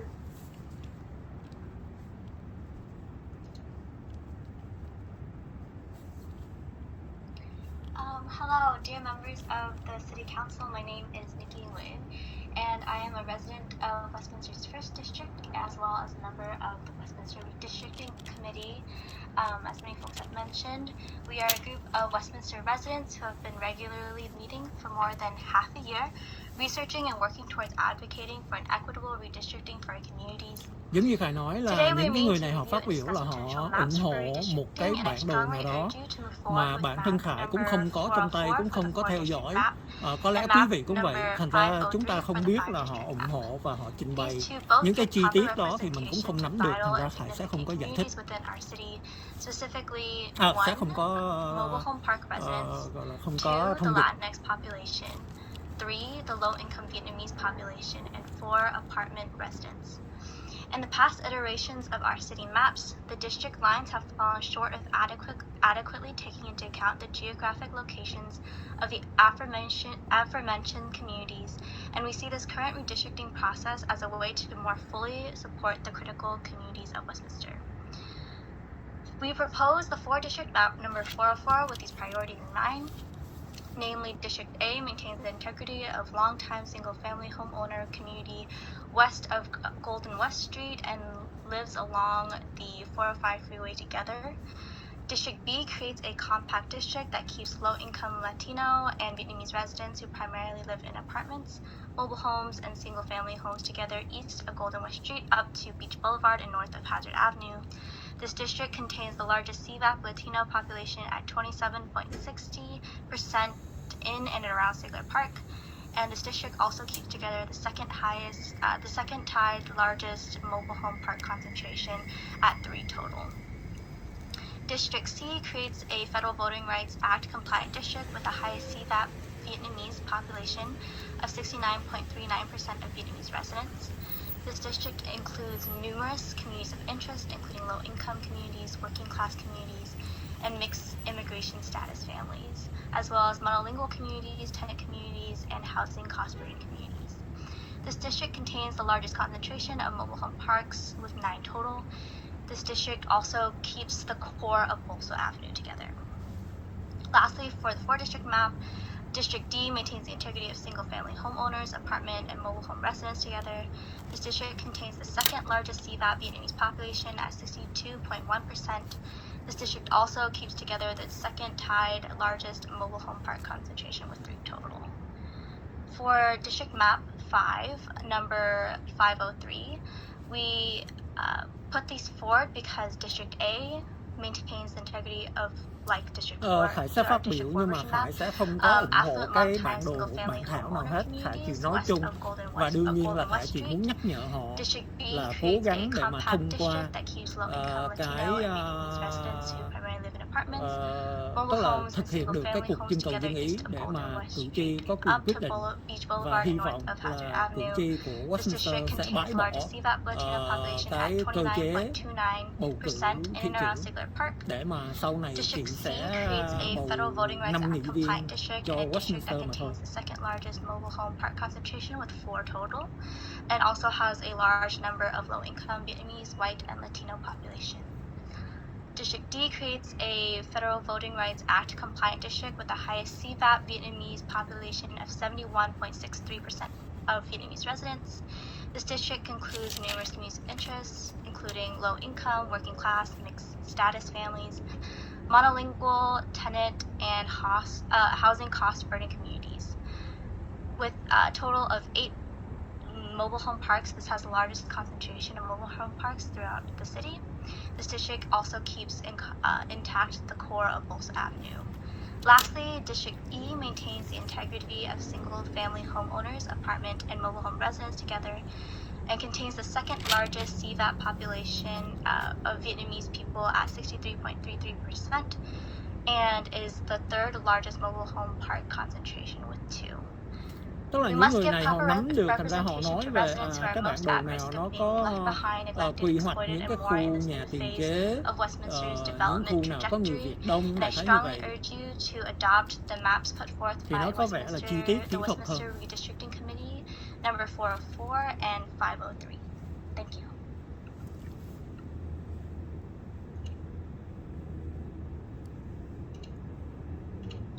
Okay. Our next speaker is Vincent Tran. Nếu vậy hôm nay cũng có nhiều người muốn phát biểu ha. Còn nãy giống như Khải nói, Khải quên không có thấy được cái dấu để giơ tay, thành ra mình giơ tay hơi trễ. I'm the Community Engagement Coordinator for VietRise, one of the leads of the Westminster Redistricting Committee, a committee of Westminster residents who have met since June of 2021 to ensure Westminster residents are able to equitably participate in the redistricting process. I want to speak in support of the 2 maps we've submitted, Public Map 503 and Public Map 404. In building these maps, we ensure that all communities of interest in Westminster with commonalities socioeconomic backgrounds, living situation, and language needs were kept whole and would have the strongest ability to vote for the candidates of choice.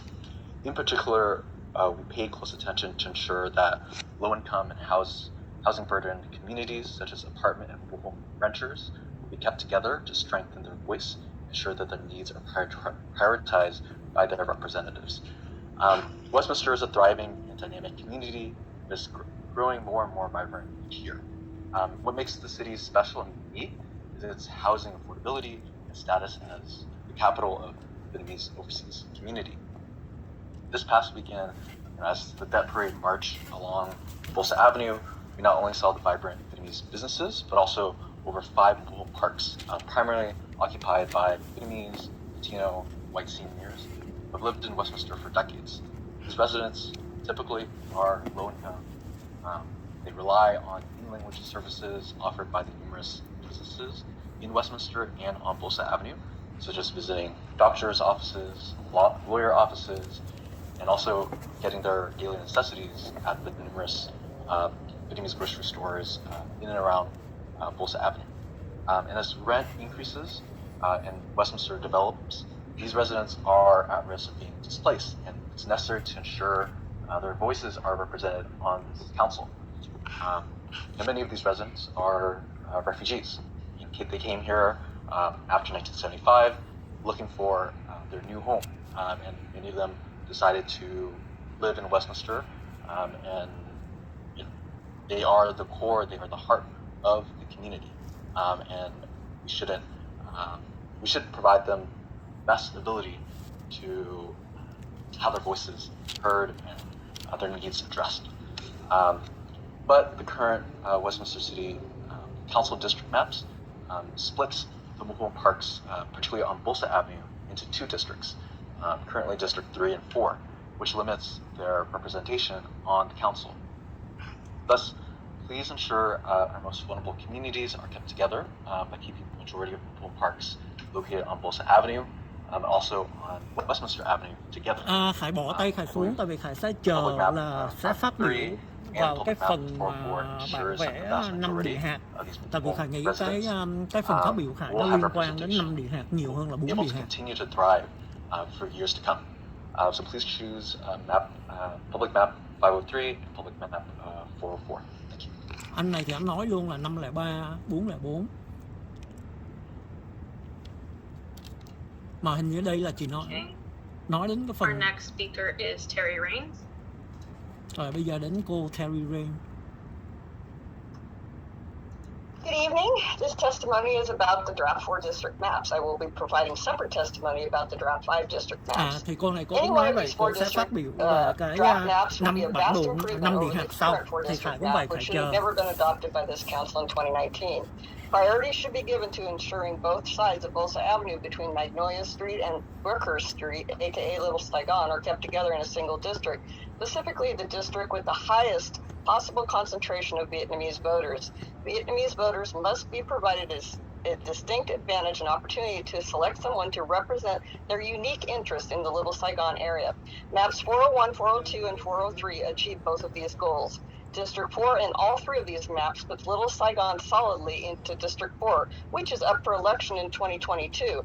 With the highest concentration of Asian voting age population and Asian registered voters of any of the 4 district draft maps that were submitted, 72 to 74%. The city has begun to engage this community through the Little Saigon Blueprint for Investment Plan with the eventual goal of creating a specific plan for the area. The voters and business owners in Little Saigon deserve the opportunity to elect someone in the next election, 2022, that will represent their unique interests during this process. All 3 of these maps preserve the city's adopted east-west boundary of Breach Boulevard. The police department, city staff, and residents frequently use the terms west side and east side to identify and define specific areas of the city. All of the districts in these 3 maps are contiguous, compact, run north-south consistently, are easy to understand with clear identifiable boundaries, and are similarly sized geographically. In each map, all 4 districts are majority-minority districts, and there is no packing of any minority group into just a single district.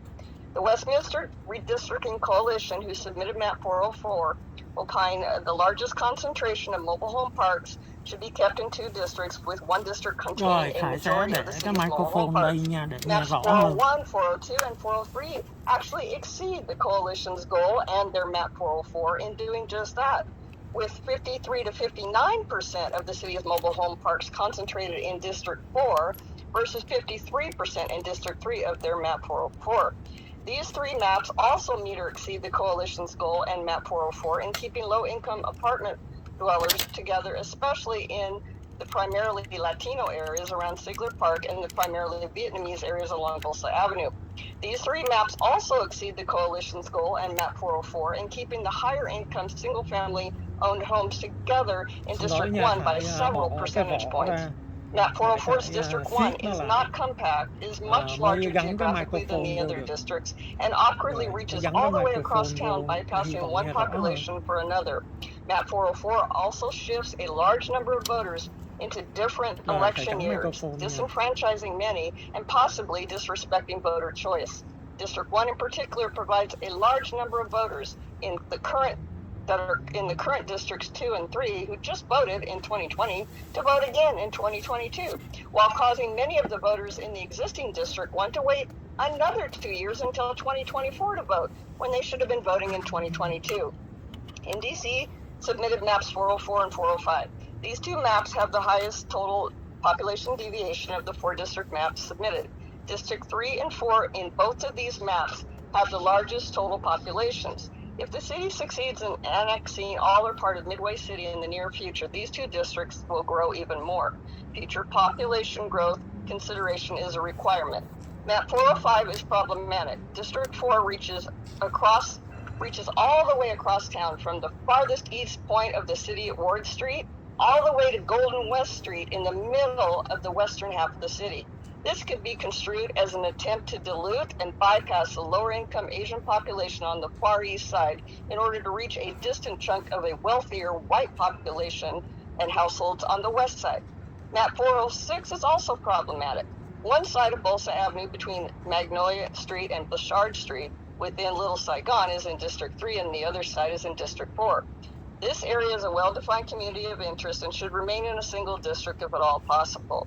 The only advantage maps 405, 404, 405, and 406 have over maps 401, 402, and 403 is the ever so slightly higher Hispanic Latino voting age population in District 2. Just 2 percentage points difference, 28% versus 28%. 28 versus 26%. Maps 401, 402, and 403 more than make up for that, though, by having a significantly higher percentage of Hispanic Latino voters in one of the 2 surrounding districts, either 1 or 3, providing this group more than one district from which to potentially elect their representative. This avoids any semblance of packing, yet also does not constitute cracking. Both of these terms were defined by the U.S. Supreme Court's ruling in the 2004 case Biaf versus Juvelier. So, in summary, I urge the Council to adopt map 401, 402, or 403 for the reasons stated above as the city's 4-district map. Thank you. Okay. Our next speaker is Y Nguyen.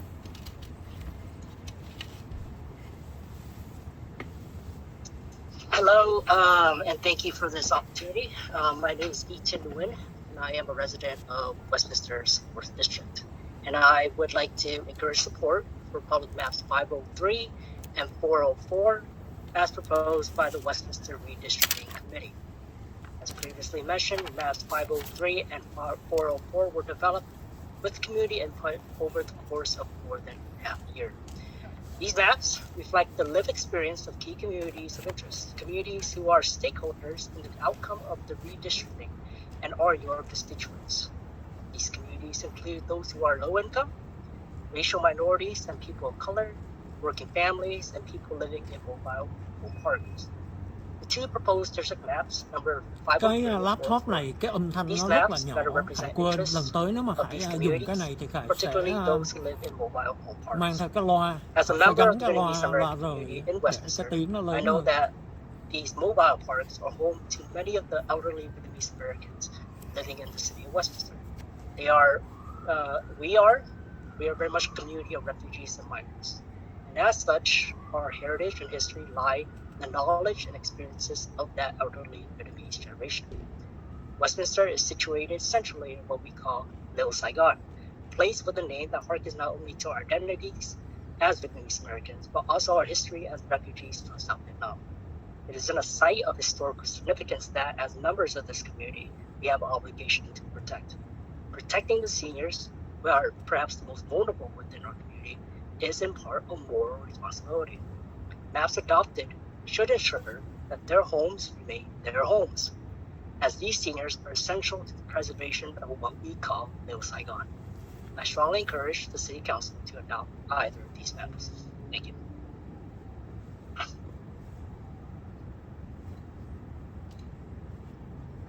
Okay, our next speaker is Juliana Fan.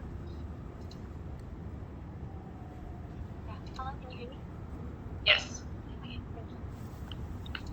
My name is Juliana Fan, and I am a redistricting intern at Be It Rise. I have worked closely with the Westminster Redistricting Committee to make sure that the maps that are chosen and adopted in this redistricting process are representative of the communities of interest in Westminster.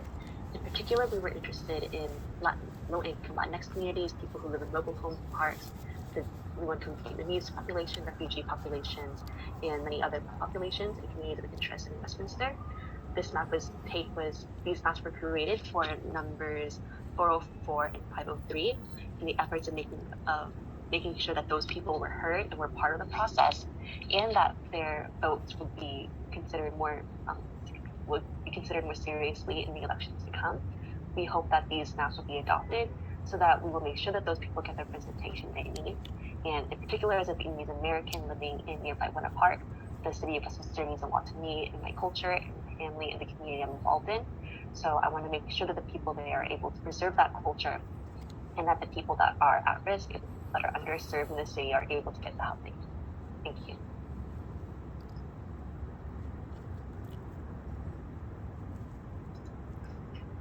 All right, so do we have any speaker for district map before I ask for 5 district map. Bây giờ sắp So sửa this bàn is the qua. last call. If anybody else would like to speak, please raise your hand. Bây giờ sắp bàn qua 5 dự hạt, Khải sẽ phát Đây biểu là 5 cái dự cơ hội hạt. cuối cùng để cho những người nào muốn phát biểu về cái bản đồ mà bao gồm 4 khu dân cử hay khu bầu cử đó thì có thể phát biểu bây giờ, còn không sau này chúng tôi sẽ nói về cái bản đồ mà có 5 khu vực dân cử. Xin cảm ơn. Thank you.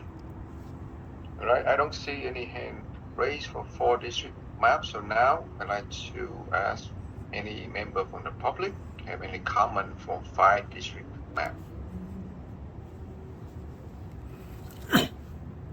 So our first speaker would be Terry Raines.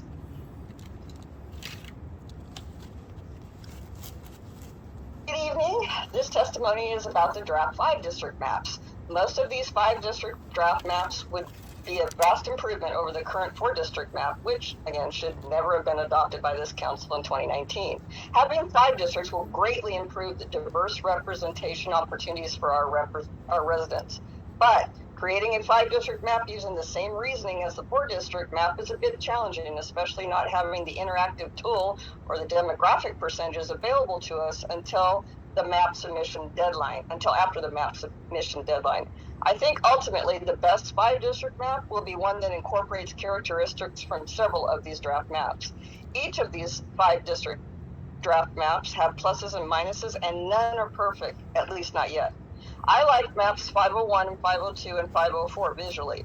District 3 in each of these maps is centered around the city's recognized central point, Beach Boulevard. All of the districts in these 3 maps are contiguous, compact, run north-south consistently, are easy to understand, and are similar size geographically.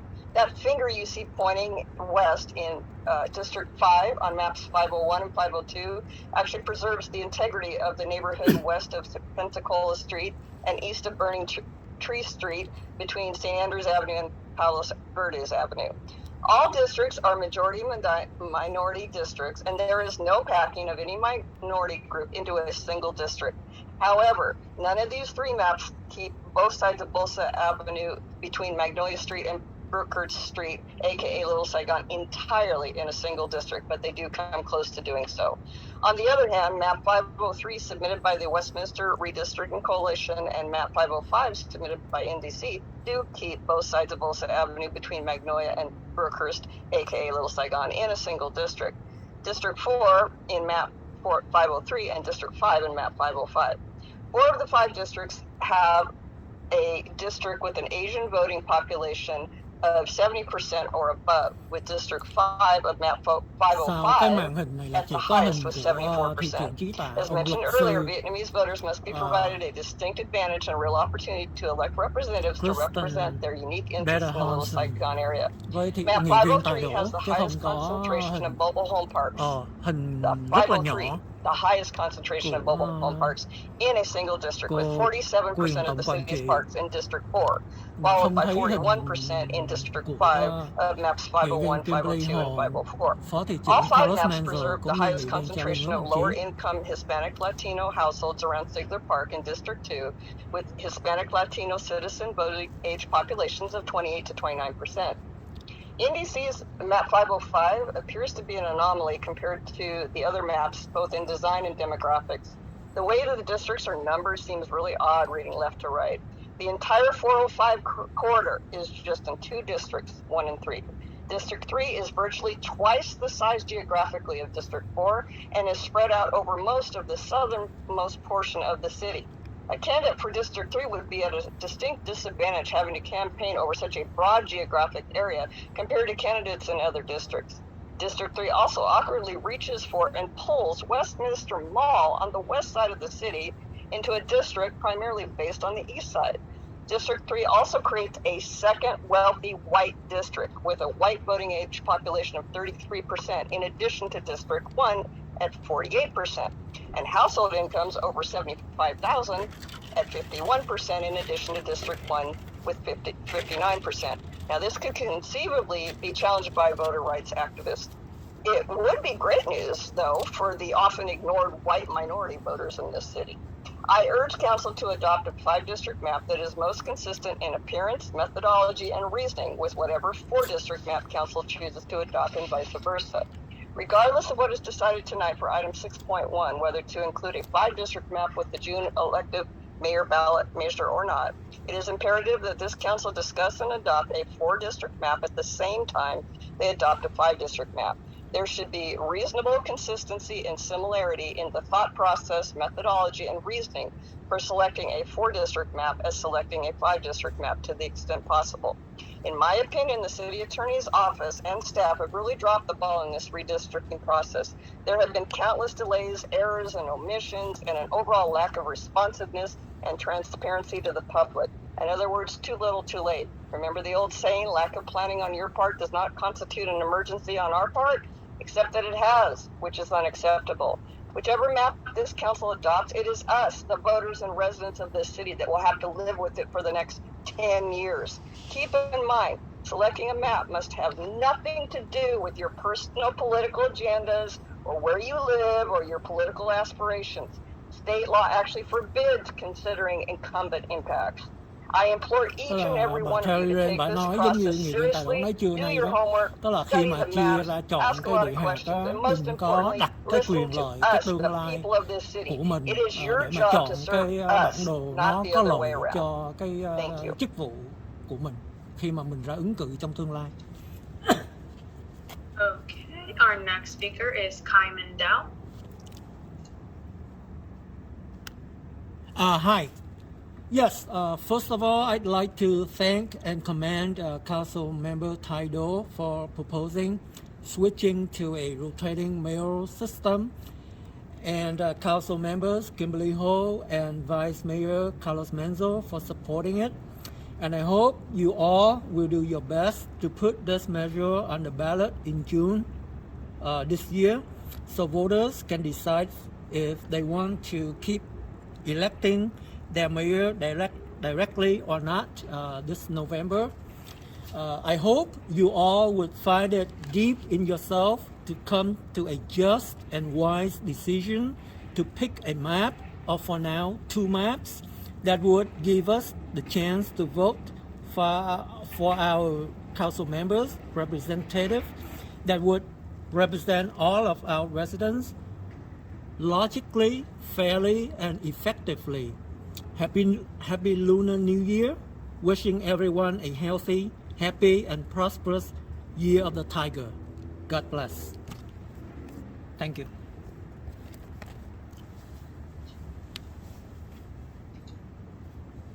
All right. So, do we have any other speaker?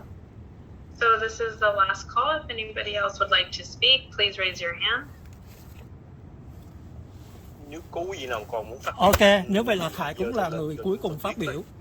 Nếu vậy Khải cũng xin ngưng chương trình đây, tại vì Khải nghĩ Khải cần phải đi chợ mua một ít đồ cho mấy con cún ở nhà, cũng như mua một ít đồ với mua cái hot drive để mà chuyển mấy cái file, mấy cái clip. Bây giờ máy Khải, cái camera với máy nó chật hết rồi, không còn chỗ chứa nữa. Khải phải đi mua để chợ nó đóng, đi mua cái external hot drive. Rồi nha, cảm ơn các bạn đã theo dõi. Hẹn gặp lại các bạn trong những chương trình tới. Thank you, Mayor. I have a question for Dr. Levitt. Dr. D, on the maps that the coalition put together, 404 and 503, how do they compare with meeting the criteria compared to the other maps? Sure. Well, first of all, I'll say that we believe that all of the maps do meet the basic legal requirements in that they are population balanced. Tức là nãy giờ Khải nói chuyện 2 tiếng đồng hồ mà Khải quên bấm go live.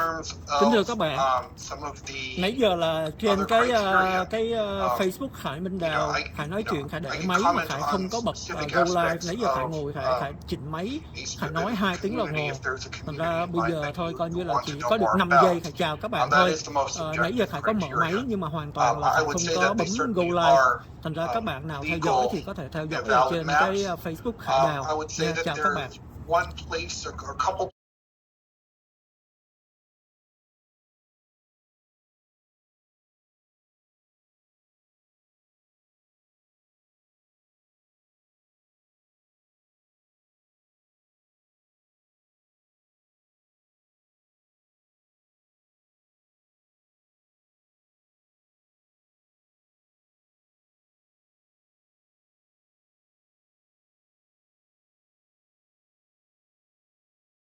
ai xui miệt ấy ghé về thăm.